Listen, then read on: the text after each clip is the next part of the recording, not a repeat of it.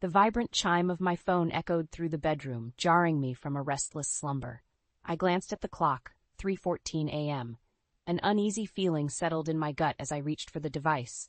Work emergencies at this hour were rare, but not unheard of in my line of business. My fingers froze as I caught a glimpse of the screen. It wasn't a work notification, it was a message from an unknown number. Curiosity piqued. I swiped to unlock the phone, and my world shattered. "Can't wait to see you again, babe. That quickie in the supply closet was insane." The message was undoubtedly not meant for me, but the sender's identity was all too clear. Marissa, my cousin and supposed confidant, who had been staying with Derek and me to help during his recovery. Bile rose in my throat as I scrolled through the thread, each message more explicit than the last. The betrayal cut deeper with every lewd word, every suggestive emoji. Derek's affair with Marissa was laid bare before my eyes, the evidence irrefutable. I turned to face Derek's sleeping form, my vision blurred by unshed tears. How could he? How could they? Marissa was family, someone I had trusted implicitly. Yet there they were, carrying on a sordid affair right under my nose. Anger and hurt swirled within me, a tempestuous storm of emotions threatening to break loose. I longed to scream, to hurl accusations and demand answers, but the words stuck in my throat like shards of glass. Instead, I slipped out of bed, my movements robotic, and made my way to the living room. I collapsed onto the couch, clutching Derek's phone like a lifeline, its damning contents a stark reminder of the life I thought I knew crumbling around me. Hours ticked by, the first rays of dawn peeking through the curtains. I heard footsteps behind me, the telltale creak of the floorboards announcing Derek's presence. "Elena, what are you doing up so early?" he mumbled, his voice thick with sleep.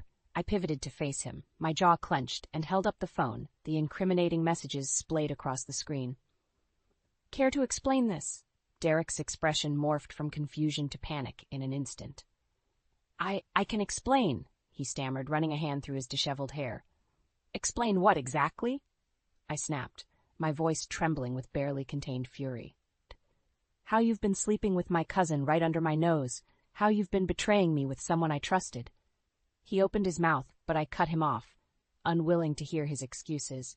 "Save it, Derek. I don't want to hear your lies anymore." Anger and anguish welled up within me, threatening to spill over. I fought to maintain my composure, to cling to the last shreds of dignity I had left.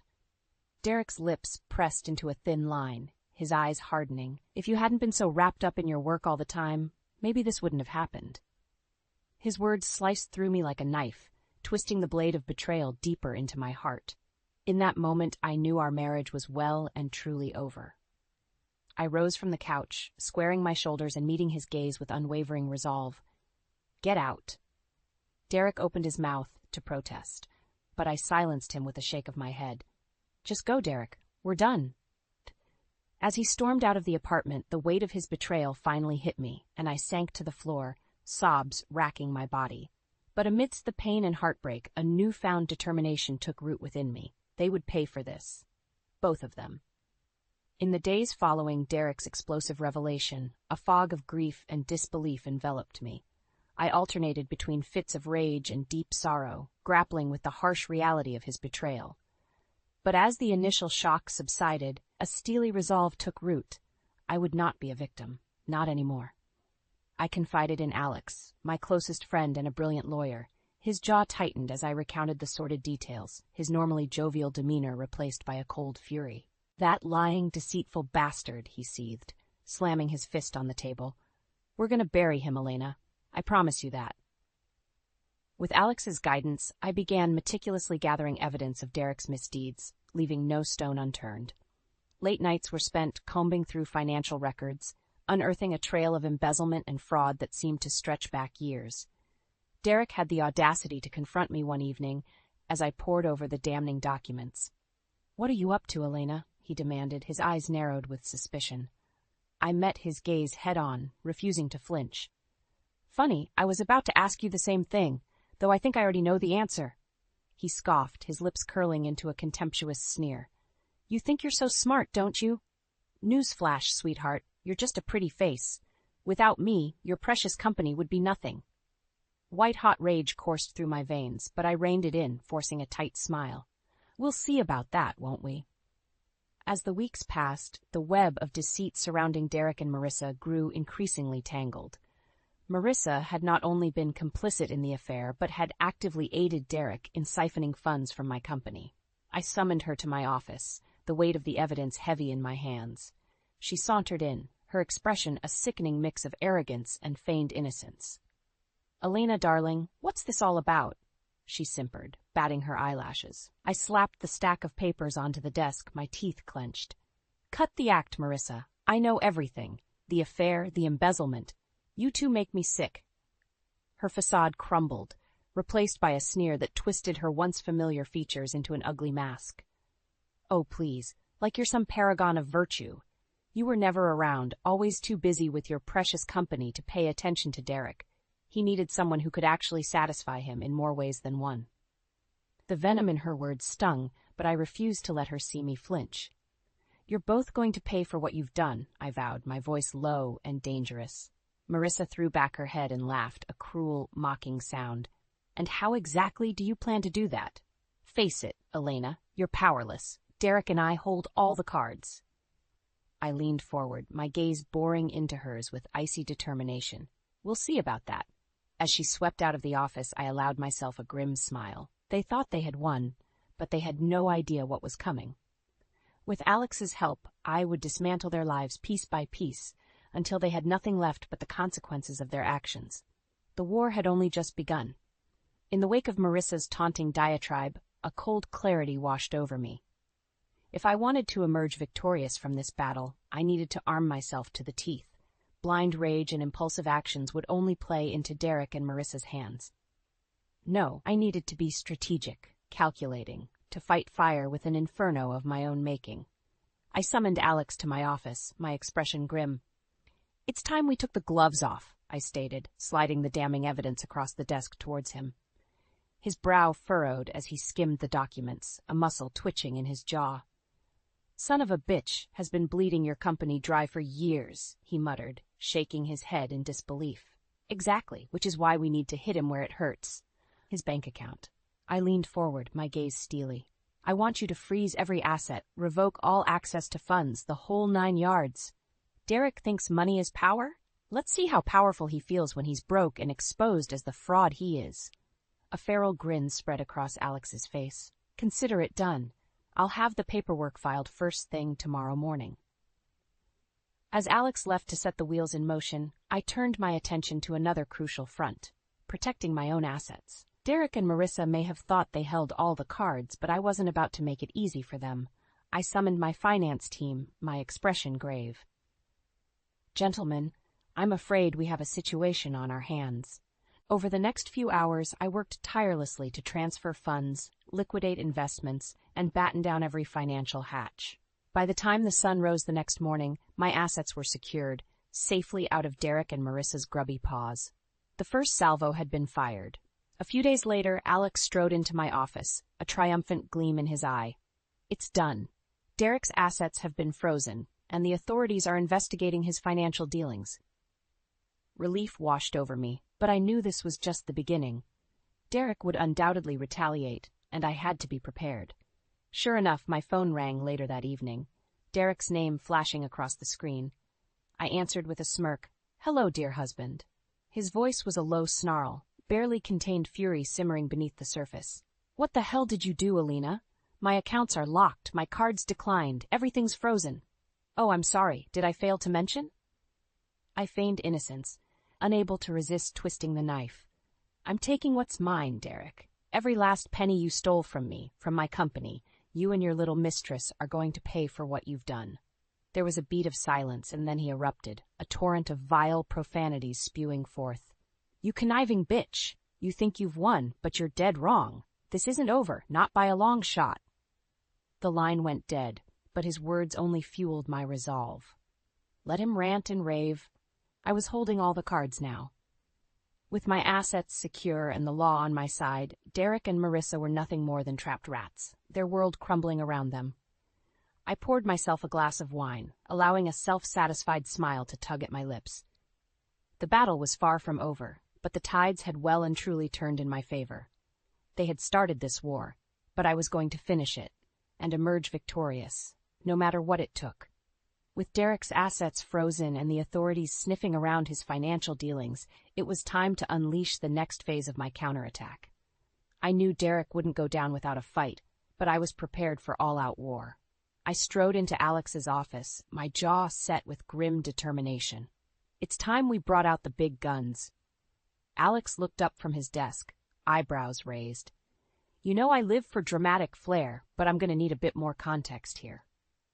I want to file for divorce and hit Derek with every legal claim in the book. Fraud, embezzlement, conspiracy, the whole 9 yards. My voice was steely, brooking no argument. A feral grin spread across Alex's face. Now you're speaking my language. I'll have the paperwork drawn up immediately. True to his word, Alex had the divorce papers ready within days, complete with a laundry list of charges that would make any self-respecting criminal's head spin. I signed them with a flourish, a sense of grim satisfaction washing over me. Derek's going to fight this tooth and nail, you know that, right? Alex cautioned, his expression serious. I met his gaze levelly. I'm counting on it. The moment the papers were filed, all hell broke loose. Derek's lawyer, a smarmy little weasel of a man, descended upon me like a rabid dog, hurling threats and accusations. This is a gross overreaction, Mrs. Davis, he sneered, his beady eyes narrowed with disdain. My client may have made some indiscretions, but this legal onslaught is completely unwarranted. I arched an eyebrow, unimpressed. Indiscretions? Is that what you call defrauding a company and cheating on your wife with her own cousin? The weasel's face reddened, but I pressed on, relentless. Your client is a lying, thieving scumbag, and he's going to pay for what he's done, in full. As the legal battle raged on, Derek and Marissa's sordid affair became public knowledge, splashed across every tabloid and gossip rag. Suddenly, the perfect couple everyone had envied was a punchline, a cautionary tale of greed and betrayal. Derek tried to maintain his usual bravado, sneering at reporters and issuing terse, no comments, but I could see the cracks in his facade, the way his smile didn't quite reach his eyes. Marissa, on the other hand, seemed to relish the attention, preening and posing for the cameras like a deranged socialite. That is, until the backlash from her own family hit. Her parents disowned her, her siblings cut off all contact. Even her friends abandoned her, appalled by her despicable actions. As for me, I weathered the storm with my head held high, refusing to be cowed or shamed. Derek and Marissa had made their bed, and now they could lie in it, squirming under the harsh spotlight of public scrutiny. The courtroom battles were brutal, with both sides flinging allegations and personal attacks like grenades. But thanks to Alex's legal prowess and the mountain of evidence we'd amassed, we emerged victorious time and again. Finally, after months of bitter legal warfare, the knockout blow was delivered. Derek was not only forced to relinquish control of my company, but found himself facing criminal charges for fraud and embezzlement. As the judge read out the verdict, I allowed myself a satisfied smile. Derek caught my gaze, his eyes burning with impotent rage and hatred. But I didn't care. He was finished. His life in ruins. The war was over, and I had won. With Derek's assets frozen and the legal noose tightening around his neck, I expected him to slink away into the shadows, tail tucked between his legs. But the man was nothing if not a glutton for punishment. I'd barely savored my courtroom victory when my phone rang, Derek's name flashing across the screen. Against my better judgment, I answered, bracing myself for the inevitable torrent of vitriol. You think you've won, don't you? He spat, his voice dripping with venom. Well, you're sadly mistaken. This isn't over, not by a long shot. I rolled my eyes, utterly unfazed by his empty bravado.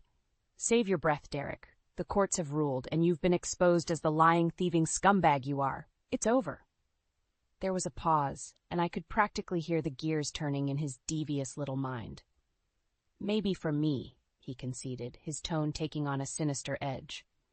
But what about your precious company? You really think you're going to be able to run that ship without me? A knot of dread formed in the pit of my stomach, but I refused to show any outward signs of concern. I've been running this company just fine for years, Derek. You were nothing but a leech, draining its resources for your own gain. He barked out a harsh laugh. Keep telling yourself that, sweetheart. But the truth is you're in way over your head without me. Just you wait. Your precious empire is going to come crashing down around you." The line went dead, but his words continued to echo in my mind, stoking the flames of doubt and uncertainty. Could he be right? Had I underestimated just how much control he'd wielded over the company's inner workings? I pushed the thoughts aside, refocusing my energy on securing my position and safeguarding the company from any further sabotage. With Derek's influence excised like a cancer, I set about purging his loyalists from key positions, replacing them with trusted allies. It wasn't long before the first bombshell hit. An anonymous whistleblower came forward, alleging that Derek had been cooking the books and falsifying financial reports for years. The news sent shockwaves through the company, triggering a mass exodus of investors and clients fleeing the perceived instability. I called an emergency meeting with my executive team, my expression grim. "All right, people, we have a crisis on our hands. Derek's left us a lovely parting gift in the form of cooked books and shady dealings." Panic flickered across their faces, but I silenced it with a raised hand. "But that ends today. From this moment on, we're going to scrub this company clean, leave no stone unturned. We're going to root out every last trace of Derek's corruption and rebuild from the ground up." There were murmurs of assent, but one voice piped up from the back of the room. "With all due respect, ma'am, how can we be sure you're not just as compromised as Derek was?" The accusation hung in the air like a lead balloon, but I met it head-on, unflinching. Because I'm not the one who betrayed this company for personal gain. I'm not the one who cheated and lied and stole. Derek did this, not me. I swept my gaze across the room, my expression resolute. "I know I've got my work cut out for me in terms of regaining your trust, but I'm going to prove to each and every one of you that this company is in good hands, my hands." It was an uphill battle, but slowly, surely, I began to turn the tide. One by one, I won over the doubters, the skeptics, through sheer force of will and an unwavering commitment to transparency and integrity. As for Derek and Marissa, their fall from grace was as swift as it was brutal. With the legal walls closing in and their reputations in tatters, they found themselves social pariahs, shunned and ostracized by their former circles. I caught wind of Marissa's spectacular downfall. She'd been fired from her cushy marketing job, her severance package revoked in light of the scandal. Her family had disowned her, and her so-called friends had abandoned her, like rats fleeing a sinking ship. As for Derek, well, let's just say that his newfound status as a convicted felon didn't exactly open many doors in the business world. The once mighty titan had been reduced to a punchline, a cautionary tale of hubris and greed. And me? I stood at the helm of my company, battered but unbroken, a phoenix rising from the ashes of Derek's betrayal. The road ahead was long and arduous, but I was ready to rebuild, to reclaim what was mine, and to emerge stronger than ever before. Derek and Marissa had tried to break me, but in the end they had only forged me into steel. In the aftermath of Derek's dramatic unraveling, a sense of grim satisfaction washed over me. The lying, cheating scumbag had finally received his comeuppance, his life in ruins, a fitting punishment for the devastation he'd wrought. But even as I savored my hard-won victory, a nagging sense of unease gnawed at me. Derek's final threat still echoed in my mind, a dark promise that my struggles were far from over. Sure enough, it wasn't long before the other shoe dropped. I was in the middle of a meeting with the marketing team, discussing strategies to rebuild our brand's tarnished image, when Alex burst through the door, his expression thunderous.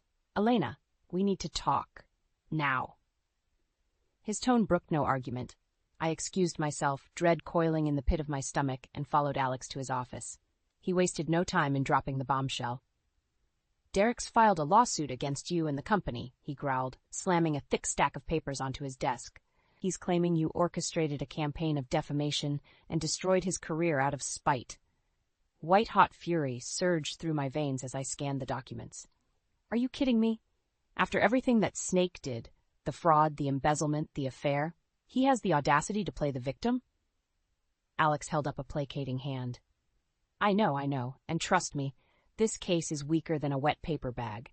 But it's still going to be a massive headache, not to mention a PR nightmare. I gritted my teeth, steeling my resolve. So be it.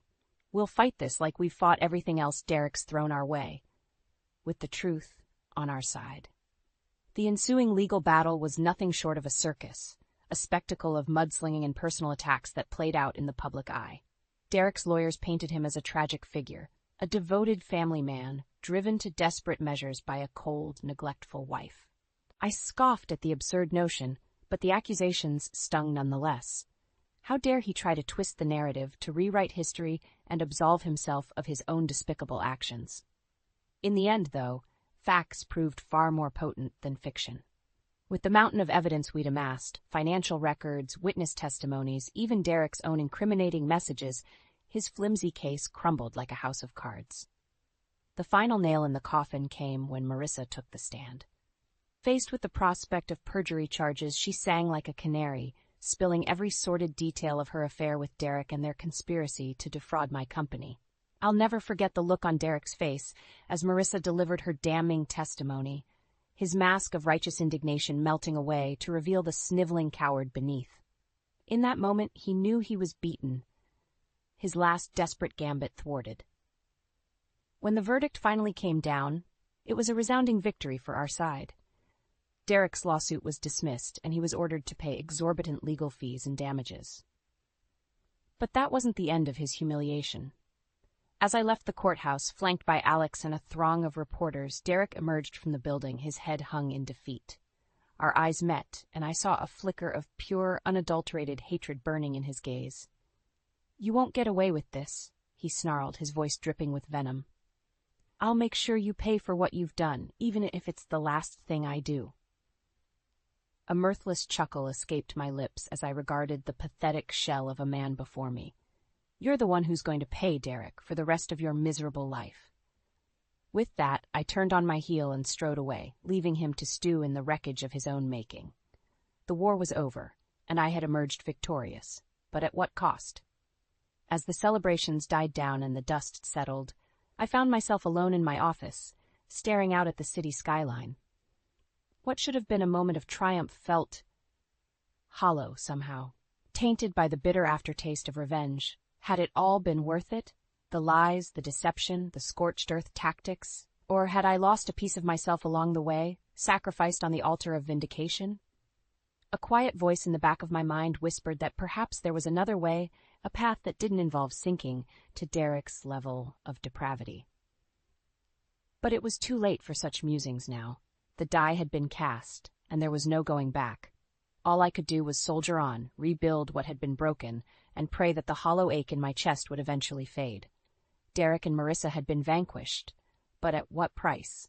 Only time would tell if the cost of my vengeance was one I could truly stomach. In the weeks following my courtroom triumph over Derek's petty lawsuit, an uneasy truce settled over the battlefield.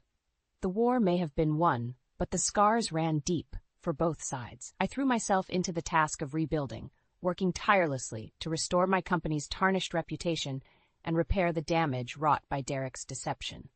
With each small victory, a new client, a positive press mention, a rising stock price, the hollow ache in my chest began to fade, replaced by a newfound sense of purpose. Derek, on the other hand, had well and truly fallen from grace. His once glittering career lay in ruins, the mighty titan reduced to a cautionary tale. I caught wind of his sordid downfall through the grapevine. No reputable firm would touch him, his reputation forever tainted by his criminal convictions. As for Marissa, well, let's just say karma has a way of evening the scales. It was a crisp autumn morning when Alex strode into my office, a triumphant gleam in his eye. "You'll never guess what fresh hell our favorite dysfunctional duo has landed themselves in," he announced, settling into the chair opposite my desk. I arched an eyebrow, equal parts intrigued and wary. "Do I even want to know?" Alex's grin widened as he slid a folder across the desk. "See for yourself." I flipped it open, my eyes widening as I scanned the contents. "You can't be serious." "As a heart attack," Alex confirmed.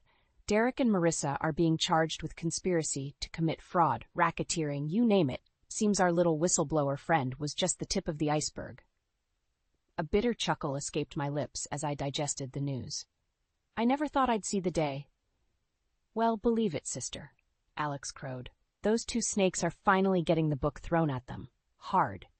In the days that followed, the sordid details of Derek and Marissa's far-reaching criminal enterprise trickled out, each revelation more shocking than the last. They'd been living a double life, using my company as a front to funnel illicit funds, evade taxes, and line their own pockets.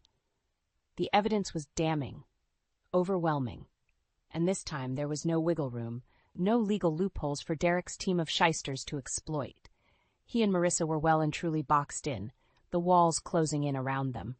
I'll never forget the day they were led into the courtroom in handcuffs, a pathetic sight to behold. Derek, once so poised and confident, hung his head in shame, his expensive suit rumpled and disheveled. Marissa, for her part, maintained a haughty air of defiance, but I could see the fear flickering in her eyes. The trial was little more than a formality, a public crucifixion to lay bare their myriad sins. Witness after witness took the stand, each more damaging than the last, until the weight of their guilt became too massive to deny. When the verdict finally came down, guilty on all counts, a weight lifted from my shoulders. It was over, truly and finally over. Derek and Marissa's twisted game of deceit and betrayal had been blown wide open, their misdeeds exposed for the world to see. As they were led away in chains, Marissa caught my eye, her gaze burning with impotent rage. In that moment, I felt something I hadn't expected: pity. Here were two souls so consumed by greed and hubris that they'd sacrificed everything, their reputations, their freedom, their very souls. Derek, on the other hand, refused to meet my gaze, his eyes downcast in bitter resignation. The mighty had well and truly fallen, brought low by his own avarice and depravity. In the aftermath, as the dust settled and the media circus died down, I found myself standing atop the rubble of our once idyllic lives, a victor surveying the hard-won battlefield. It was finally over. But as I looked out over the smoldering wreckage, I couldn't help but wonder, at what cost had this victory come? What parts of myself had I sacrificed in pursuit of vengeance? And was it all truly worth it in the end? Only time would tell, I supposed, as I turned my back on the past and strode forward into an uncertain future. The war was won, but the scars would linger. In the months following Derek and Marissa's dramatic downfall, an uneasy calm settled over my life. The storm had finally passed, leaving behind a strange, unsettling calm in its wake. With the legal battles and PR firestorms firmly in the rearview mirror, I found myself adrift, unmoored from the singular purpose that had driven me for so long. Vengeance had been my guiding star, my reason for breathing, and now that it had been achieved, I felt oddly hollow, untethered. But I'm getting ahead of myself. In the immediate aftermath of Derek and Marissa's sentencing, a wave of relief washed over me. The nightmare was finally over, the demons that had haunted me for so long vanquished. I could breathe again, live again, free from the weight of their betrayal. Or so I thought. The first few weeks passed in a blur of celebration and congratulations. Alex threw a raucous party at his place, a veritable who's who of the city's legal elite in attendance, all eager to toast the downfall of the dastardly duo. I plastered on a smile and made the rounds, accepting drinks and backslaps with practiced grace. But underneath the veneer of polite socialization, a part of me felt off, out of place, like an interloper at my own victory party. As the weeks stretched into months, that sense of disconnection only deepened. Logically, I knew I should have been over the moon. I'd not only survived Derek's betrayal but emerged victorious, my reputation and company intact. But the nagging feeling persisted, like a tiny voice whispering in the back of my mind. Was it really a victory if it had cost me a piece of my soul? I tried to lose myself in work, throwing every ounce of my energy into rebuilding my company's battered public image. New initiatives were launched, charitable foundations established, all in the name of scrubbing the stain left by Derek's misdeeds. And yet, no matter how many 16-hour days I pulled, how many millions I funneled into good PR, that empty ache lingered, a constant companion I couldn't seem to shake. It all came to a head one night as I sat alone in my office, staring out at the city skyline. A half-empty bottle of scotch sat on my desk, the amber liquid swirling in the glass clutched in my hand. A soft rap at the door roused me from my reverie. "Come in," I called out, not bothering to turn around. "Working late again, I see." Alex's familiar drawl reached my ears as he settled into the chair opposite my desk. "You know, they make these newfangled things called vacations these days. Might want to look into one." I huffed out a mirthless chuckle, swirling the contents of my glass. You know me, Alex. No rest for the wicked and all that. He was silent for a beat, studying me with those perceptive eyes of his. You don't seem terribly celebratory for someone who just took down public enemy number one. I sighed, finally meeting his gaze. I don't know, Alex. I should be over the moon, right? Derek and Marissa are behind bars, my company's back on track. But I trailed off, struggling to put the gnawing disquiet into words. But something's still eating at you, he finished, giving me a knowing look. You got your revenge, Elena. The question is, was it worth it? His words hung in the air, heavy and laden with implication. Was it worth it? The lies, the deception, the scorched earth campaign that had nearly consumed me? In that moment, the weight of everything I'd sacrificed in pursuit of vengeance came crashing down around me. The person I'd allowed myself to become, the moral lines I'd crossed, had it truly been a fair trade for seeing Derek punished? The bitter taste of self-loathing flooded my mouth, and I slammed my glass down with a trembling hand. No, it wasn't worth it. The admission hung between us, raw and painful. After a long, weighty silence, Alex spoke up, his voice uncharacteristically gentle. Then it's time to leave the past in the past, my friend. Time to start over, to become the person you want to be, not the one forged in the fires of revenge. His words rang true, a clarion call amidst the storm of self-doubt that had consumed me for so long. It was time to let go, to shed the burdens of the past and step into the light. A fragile smile tugged at my lips as I met Alex's gaze, the first sparks of hope flickering to life in my chest. You're right, I whispered, the weight already beginning to lift from my shoulders. It's time for a new beginning. The road ahead would be long, fraught with challenges and inner demons to conquer, but for the first time in longer than I could remember, I felt a sense of purpose unclouded by rage or thirst for retribution. It was time to be reborn, to rise like a phoenix from the ashes of my own making. Derek and Marissa's betrayal may have broken me once, but I was determined to emerge from the crucible stronger, wiser, my soul intact. A new chapter was beginning, and this time the pen was firmly in my own hand. I never saw it coming. One moment I was standing in my living room, confronting Trent about his suspicious behavior and unexplained absences. The next, I found myself trapped in the dark, damp confines of our basement, a place I hadn't set foot in for years. What is the meaning of this, Trent? I demanded, my voice trembling with a mix of fear and outrage. Why are you doing this? Trent's normally warm, brown eyes had turned cold and calculating. I'm doing what I have to, Avery, he said, his tone laced with a chilling finality. You were never meant to see the truth. I watched in horror as he slammed the metal door behind him, the sound echoing through the cavernous space like a death knell. Panic gripped me, my heart pounding against my chest as I frantically searched for a way out. The basement was a maze of shadows, the air thick with the musty smell of neglect. I stumbled through the darkness, my hands tracing the rough, uneven walls, desperately seeking an escape. But the more I explored, the more it became clear that Trent had trapped me in this dank, forgotten corner of our home. "Trent, please!" I shouted, my voice cracking with desperation. "Let me out of here!"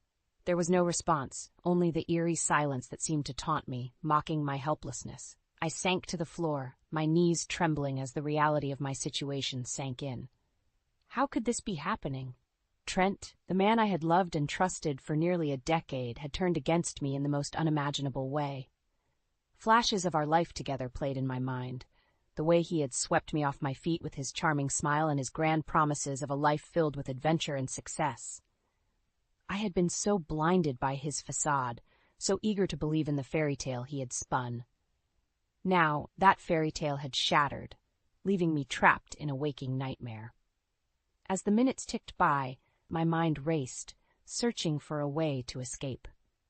I knew I couldn't give in to despair, not when I had so much to live for. Somewhere out there, my friends and family were wondering where I was, and I couldn't let them down. Summoning every ounce of courage I could muster, I began to explore the basement more thoroughly, searching for anything that could aid my escape. The space was cluttered with old boxes and forgotten relics, but as I sifted through the debris, a glimmer of hope emerged. Tucked away in the corner, partially obscured by a tattered tarp, was a small metal toolbox. I yanked it free, my fingers trembling as I popped it open. Inside, I found a set of old, rusted tools: a hammer, a screwdriver, and a pair of pliers. A wave of determination washed over me. I may have been trapped, but I wasn't helpless. With these tools, I could find a way out of this nightmare and reclaim my life. Gripping the screwdriver tightly, I set to work. My mind focused on the task at hand. I would not be a victim, not in my own home. Trent would pay for what he had done, and I would make sure of it. As I tinkered with the tools, a sense of purpose coursed through me, pushing back the fear that had threatened to consume me. I would find a way out of this basement, no matter what it took. The old screwdriver felt heavy in my hand, a makeshift weapon against the darkness that surrounded me. I pried open the panels of the door, searching for any weaknesses, any sign of an escape route. Time seemed to stand still as I worked, the ticking of an unseen clock the only measure of the seconds that passed. With each failed attempt, my frustration grew, but I refused to give in to despair. Then, just as I was about to give up, my fingers brushed against a small, hidden compartment in the door's frame. My heart raced as I pulled it open, revealing a set of keys, Trent's keys. "Trent, you fool," I muttered, a bitter smile spreading across my lips. "Did you really think you could keep me trapped here forever?" I wasted no time in fitting the key into the lock, turning it with a soft click. The door swung open, and I stepped out into the dimly lit hallway, my senses on high alert. The house was eerily quiet, save for the muffled sounds of Trent moving about upstairs. I crept forward, my footsteps light and cautious, until I reached the living room. That's when I saw it. A stack of papers, neatly arranged on the coffee table. They were financial statements, bank records, and legal documents, all bearing Trent's name.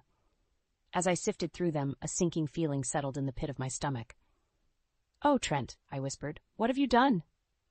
The papers revealed a web of financial fraud, hidden offshore accounts, and shady business deals. It was all there, the damning evidence of Trent's betrayal, his carefully constructed facade crumbling before my eyes.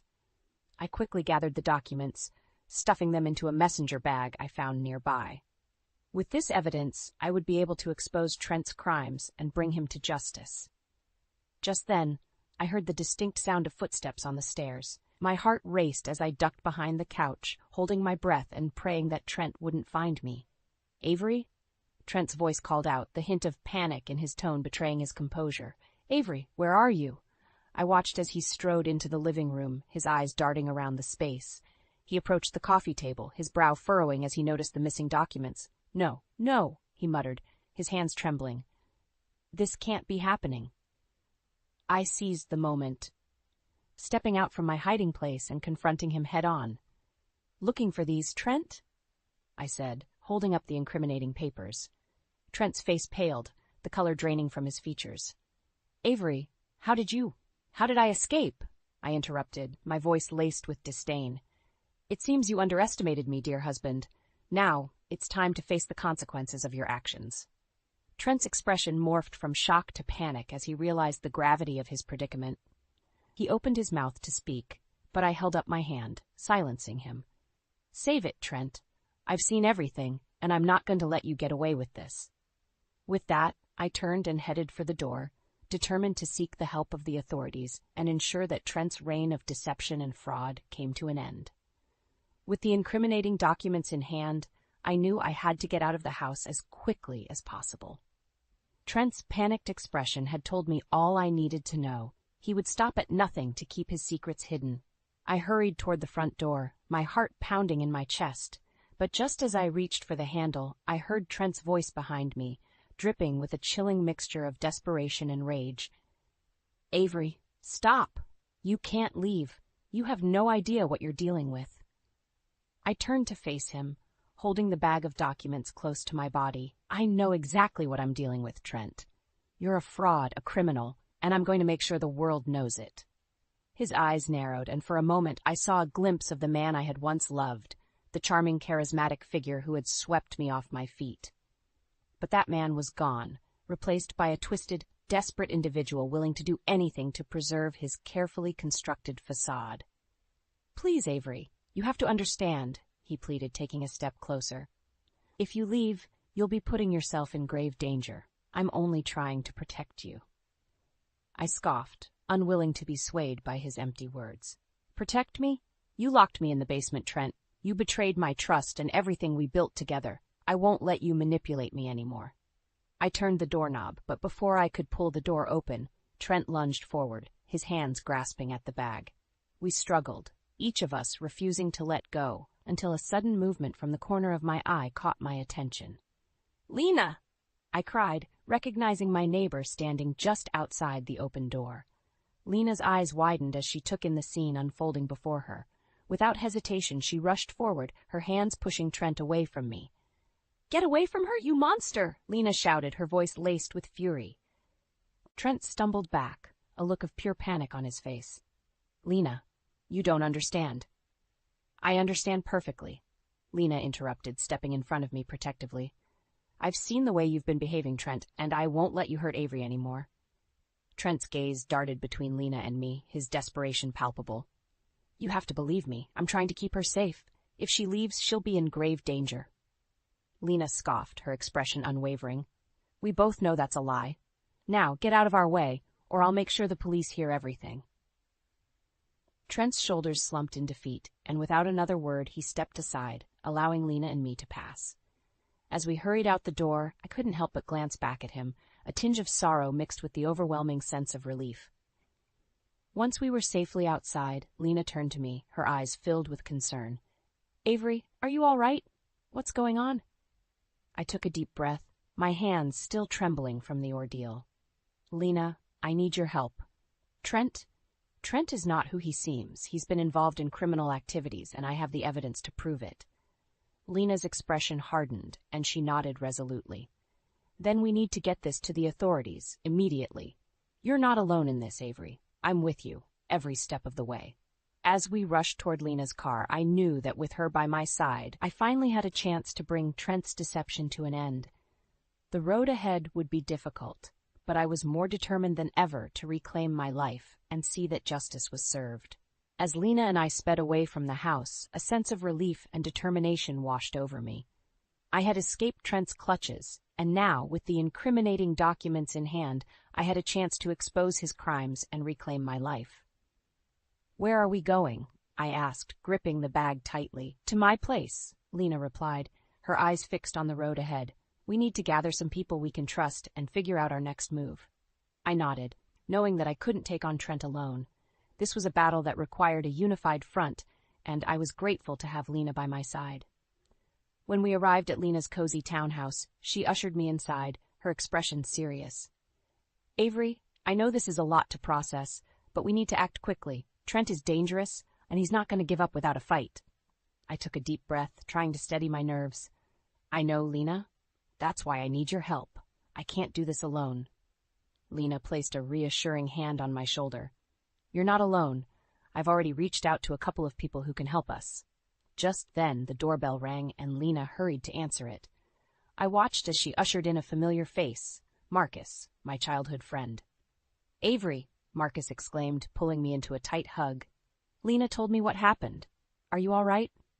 "I'm okay, Marcus," I replied, squeezing his hand gratefully. "But Trent? He's not who I thought he was." Marcus's expression darkened. "I always knew there was something off about that guy. What did he do?" I quickly explained the situation, outlining Trent's web of deceit and the damning evidence I had uncovered. Marcus's face tightened with a mix of shock and anger. "That son of a bitch," he growled. "Don't worry, Avery. We're going to make sure he pays for what he's done." Just then, the doorbell rang again, and Lena ushered in another guest, Eliza, a lawyer friend of hers. "Avery, I'm so sorry to hear about what you've been through," Eliza said, her voice laced with concern. "Lena told me everything, and I'm here to help in any way I can." I felt a surge of gratitude, knowing that I had the support of these powerful allies. Together, we would take down Trent and ensure that he faced the consequences of his actions. "Thank you all for being here," I said, my voice steady. "I know Trent is a formidable opponent, but with your help, I'm confident we can expose his crimes and bring him to justice." The group gathered around Lena's dining room table, poring over the documents I had retrieved.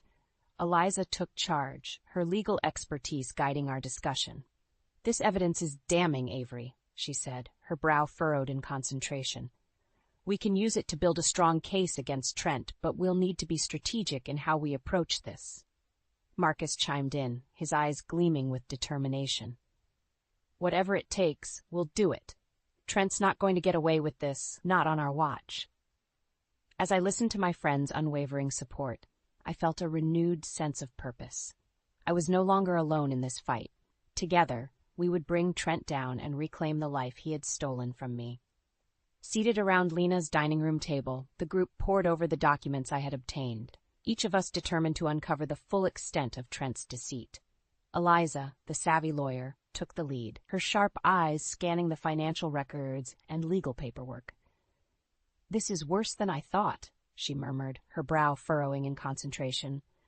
"Trent has been involved in a complex web of fraud, money laundering, and other illicit activities. We'll need to tread carefully if we're going to bring him down." Marcus, my loyal childhood friend, clenched his fist, his knuckles turning white. "That bastard," he growled. "After everything he's put Avery through, he deserves to rot in prison." Lena placed a calming hand on Marcus's arm. "Easy, Marcus. We can't afford to be reckless. Trent is dangerous, and we need to make sure we have an airtight case against him." I nodded, my own anger simmering just beneath the surface. Lena's right. We need to be strategic, and that means gathering as much evidence as possible. Trent won't go down without a fight. Eliza cleared her throat, drawing our attention. "Well, I have an idea. It's risky, but if we pull it off, we might be able to catch Trent red-handed and expose his crimes to the world." We leaned in, hanging on her every word as she laid out her plan. It was a bold, daring scheme that would require all of our resources and unwavering determination. But as Eliza spoke, I felt a surge of hope. This was our chance to take back control and make Trent pay for his betrayal. "Are you all in?" Eliza asked, her gaze sweeping across the table. Without hesitation, we all nodded, our resolve steeled by the prospect of justice. In the days that followed, we set our plan in motion, each of us playing a crucial role. Lena and Marcus used their connections to gather additional information about Trent's activities, while Eliza worked tirelessly to ensure our legal strategy was airtight. Meanwhile, I found myself delving into the world of digital espionage, hacking into Trent's accounts and monitoring his movements. It was a risky endeavor, but the thought of Trent's reckoning fueled my determination. As we inched closer to our goal, the tension in the air was palpable. Trent seemed oblivious to our machinations, continuing to go about his day-to-day life with his usual air of confidence and charm. "He has no idea what's coming," Eliza said, a triumphant gleam in her eye. I couldn't help but feel a twinge of pity for the man I had once loved. But that sentiment was quickly overshadowed by the thirst for justice. "Let's make sure he pays for what he's done," I said, my voice resolute. With the final pieces of our plan in place, we set the stage for Trent's downfall. The day of the big event arrived, and as I stood alongside my allies, I felt a sense of power and determination that I had never experienced before. When Trent arrived, his usual swagger replaced by a hint of unease, I knew the moment of reckoning had arrived. It was time to confront him, to expose his crimes, and to ensure that he faced the consequences of his actions. As I stepped forward, the incriminating documents in hand, I took a deep breath, steeling myself for the confrontation that was about to unfold. As Trent approached, his gaze darting around the crowded event space, I felt a surge of adrenaline coursing through my veins. This was the moment we had been waiting for, the chance to bring him down and expose his deceit once and for all. I stepped forward, the incriminating documents clutched in my hand. "Trent," I called out, my voice ringing out across the room. "We need to talk." Trent's eyes widened as he recognized me, and a flicker of panic crossed his features. He tried to maintain his composure, but I could see the cracks in his carefully constructed facade. "Avery," he said, his tone laced with a forced calmness, "what are you doing here?" "I'm here to expose your crimes, Trent," I replied, my words dripping with venom. "Your web of fraud and deception ends today." A hush fell over the crowd as they sensed the tension in the air. Trent's gaze darted around the room, his eyes pleading for someone to intervene, but no one moved. "I don't know what you're talking about, Avery," he said, his voice wavering. "This is all just a misunderstanding." I stepped closer, holding the documents up for all to see. Oh, it's no misunderstanding, Trent. These documents prove that you've been embezzling funds, manipulating financial records, and even laundering money. Your entire empire is built on a foundation of lies. Trent's face paled, and I could see the beads of sweat forming on his brow. Avery, please, you have to understand. I was only trying to protect you. Everything I've done for us. I scoffed, the disgust evident in my expression. Protect me? You locked me in a basement, Trent. You betrayed my trust and everything we had. And now, you're trying to cover up your crimes by playing the victim? The crowd erupted in murmurs, and I could see the realization dawning on their faces. Trent's carefully crafted image was crumbling before our eyes. This is all a lie, Trent shouted, his desperation palpable. Avery is the one who's been unfaithful, not me. She's the one who's been stealing from me. I shook my head, unwilling to let him deflect the blame. Nice try, Trent, but your lies won't work this time. The authorities have already been informed, and they're on their way to arrest you. Trent's eyes widened in horror, and he took a step back, his gaze darting around the room in search of an escape. But there was nowhere for him to run. Not this time. No, this can't be happening, he cried, his voice laced with a mix of fear and fury. Avery, you have to believe me. I'm the victim here. I watched as the realization dawned on him, the walls closing in as his carefully constructed world crumbled around him. There was no more room for his deceptions, no more chances to escape the consequences of his actions. It's over, Trent, I said, my voice firm and unyielding. Your reign of terror is at an end. Just then, the sound of sirens echoed through the air, signaling the arrival of the authorities. Trent's face contorted with a desperate panic, and he made one final, futile attempt to flee. But it was too late. The police officers swiftly apprehended him, their faces grim as they read him his rights. I stood there, my heart racing as I watched Trent being led away, his desperate pleas fading into the distance. The confrontation had been intense, but it was over. Trent's downfall had been set in motion, and I couldn't help but feel a sense of relief wash over me. As I watched the police officers lead Trent away, a wave of emotions washed over me. Relief, yes, but also a lingering sense of disbelief and sorrow. Despite everything he had done, a part of me still couldn't reconcile the man I had married with the criminal he had become. The crowd around me erupted in a flurry of activity, people whispering and murmuring, their expressions a mix of shock and awe. I stood there, clutching the incriminating documents, feeling a strange sense of both triumph and emptiness.